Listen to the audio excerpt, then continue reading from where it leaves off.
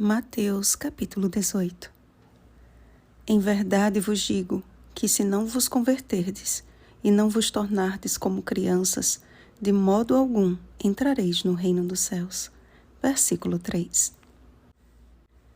Após 15 anos de igreja, minha vida passou por uma mudança de 180 graus.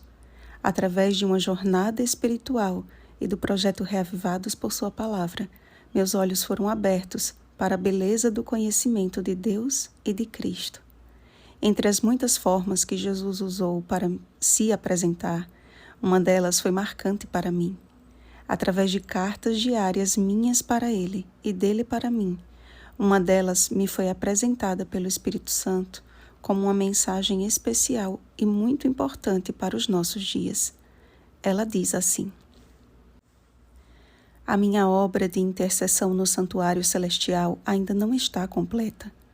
Tenho intercedido junto ao Pai por todos os crentes, e como tem sido difícil para mim o veredito de alguns. Filhinha, a minha luta tem sido para que vocês não me louvem apenas com os lábios, porque para estes, quando eu voltar, com o coração partido, terei que dizer: nunca vos conheci. Vocês precisam me buscar e me louvar com todo o vosso coração. Se vocês me louvam com o coração cheio de orgulho, vaidade ou raiva que sentem por alguém, esse louvor é maldito e para mim não tem valor algum. O meu povo necessita compreender que precisa buscar o coração de uma criança. Precisa almejar ser como criança. Precisa buscar um coração puro, rápido para amar, rápido para perdoar. Assim como um dia eu disse: deixai vir a mim os pequeninos, eu direi naquele grande dia: vinde, benditos de meu Pai. Não será diferente, pois virão a mim todos aqueles que aceitaram tornar-se como criança. Por isso, filhinha, busque este ideal e leve esta mensagem para quantos eu colocar em seu caminho. Eu te amo, volto logo, com lágrimas de amor, Jesus. A pergunta que não calava no coração dos discípulos era esta: quem é porventura o maior no reino dos céus? O desejo por assumir um lugar de destaque no reino de Cristo certamente inquietava-os e foi o principal motivo de discussão entre eles durante os 3 anos e meio em que andaram com Jesus, mesmo diante da resposta que deveria ter sido suficiente para encerrar este assunto. Chamando uma criança, Jesus declarou, em outras palavras, a sua primeira fala no Sermão da Montanha: bem-aventurados os humildes de espírito, porque deles é o reino dos céus. Mateus capítulo 5, versículo 3. Jesus não se referiu à imaturidade de uma criança, mas à humildade em reconhecer que necessita de ajuda, que não consegue andar sozinha. Mas Cristo foi além e despertou seus discípulos à responsabilidade de jamais servirem de pedra de tropeço aos seus pequeninos. Como crianças de Jesus, Ele espera que vivamos em conformidade com os seus ensinos e busquemos a comunhão do Espírito. Como pecadores, não estamos livres de falhar, contudo, Ele nos deixou escrito o caminho por onde devemos andar e espera que estejamos sempre dispostos a dele aprender, com humildade e inteireza de coração. Aquele que nos chamou das trevas para a sua maravilhosa luz, 1 Pedro capítulo 2, versículo 9, espera que vivamos de forma digna ao nosso chamado, e isso só pode acontecer se permitirmos que o Espírito Santo realize a sua boa obra em nós. Os anjos que assistem à presença de Deus face a face são os que têm cuidado e guardado os pequeninos de Deus para a salvação, como está escrito. Não são todos eles espíritos ministradores, enviados para serviço a favor dos que hão de herdar a salvação? Hebreus capítulo 1, versículo 14. Deus não deseja perder um pequenino sequer de seu redil e vai em busca daquele que porventura tenha se extraviado. Mas Ele também nos chamou à responsabilidade de cuidarmos uns dos outros e de como devemos agir em situações de conflito. Vejamos a ordem estabelecida por Jesus para tentar sanar um conflito entre irmãos. Primeiro, vai arguí-lo entre ti e ele só. Ou seja, não divulgue o pecado do seu irmão, mas procura primeiro resolver o problema com ele.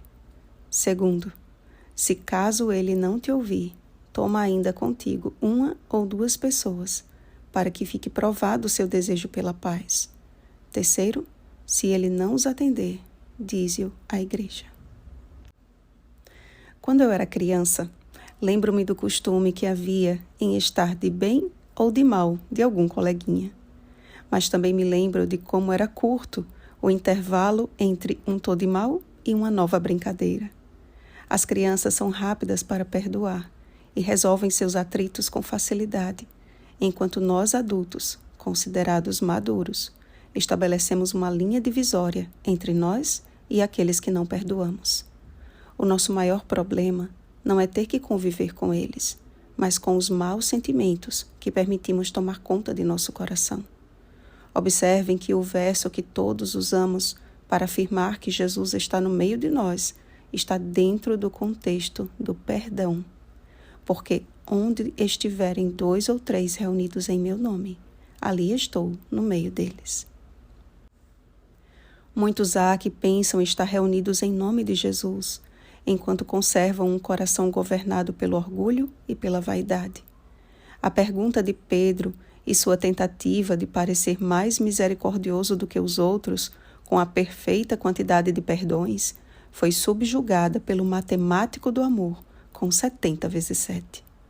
Não há como ser levado a sério como cristão se o amor e o perdão não fizerem parte de nossa caminhada.